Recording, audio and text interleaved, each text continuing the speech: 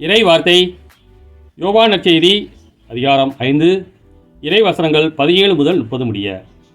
இயேசு யூதர்களிடம், என் தந்தை இன்றும் செயலாற்றுகிறார், நானும் செயலாற்றுகிறேன் என்றார்.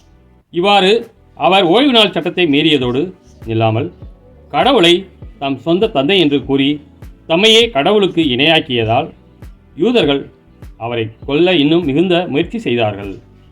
இயேசு அவர்களை பார்த்து கூறியது, மகன் தாமாக எதையும் செய்ய இயலாது. தந்தையிடம் தாம் காணும் செயல்களையே செய்ய இயலும். தந்தை செய்பவற்றை மகனும் அவ்வாறே செய்கிறார் என நான் உறுதியாக உங்களுக்கு சொல்கிறேன். தந்தை மகன் மேல் அன்பு கொண்டு தாம் செய்யும் அனைத்தையும் அவருக்கு காட்டுகிறார். இவற்றை விட பெரிய செயல்களையும் அவருக்கு காட்டுவார். நீங்களும் வியப்புறுவீர்கள். தந்தை இறந்தோரை எழுப்பி அவர்களை வாழ வைப்பது போல் மகனும் தாம் விரும்பியவர்களை வாழ வைக்கிறார். தந்தை யாருக்கும் தீர்ப்பு அளிப்பதில்லை. தமக்கு எல்லாரும் மதிப்பு கொடுப்பது போல மகனுக்கும் மதிப்பு கொடுக்க வேண்டுமென தீர்ப்பு அளிக்கும் அதிகாரம் முழுவதையும் அவர் மகனுக்கு அளித்துள்ளார்.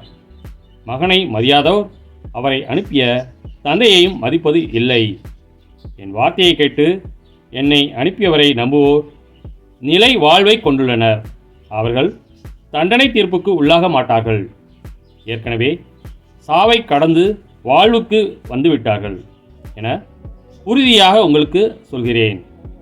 காலம் வருகிறது, ஏன் வந்தே விட்டது. அப்போது இறைமகனின் குரலை இறந்தோர் கேட்பர், அதை கேட்போர் வாழ்வர் என உறுதியாக உங்களுக்கு சொல்கிறேன். தந்தை தாம் வாழ்வின் ஊற்றாய் இருப்பது போல மகனும் வாழ்வின் ஊற்றாய் இருக்குமாறு செய்துள்ளார். அவர் மானிட மகனாய் இருப்பதால் தீர்ப்பு வழங்கும் அதிகாரத்தையும் தந்தை அவருக்கு அளித்துள்ளார். இது பற்றி நீங்கள் வியப்புற வேண்டாம்.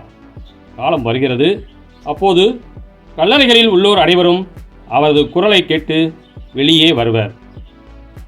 நல்லன செய்தோர் வாழ்வு பெற உயிர் தெழுவர், தீயன செய்தோர் தண்டனை தீர்ப்பு பெற உயிர் தெழுவர். நானாக எதுவும் செய்ய இயலாது. தந்தை சொற்படியே நான் தீர்ப்பிடுகிறேன். நான் அளிக்கும் தீர்ப்பு நீதியானது. ஏனெனில் என் விருப்பத்தை நாடாமல் என்னை அனுப்பியவரின் விருப்பத்தையே நாடுகிறேன். கிறிஸ்துவின் நற்செய்தி.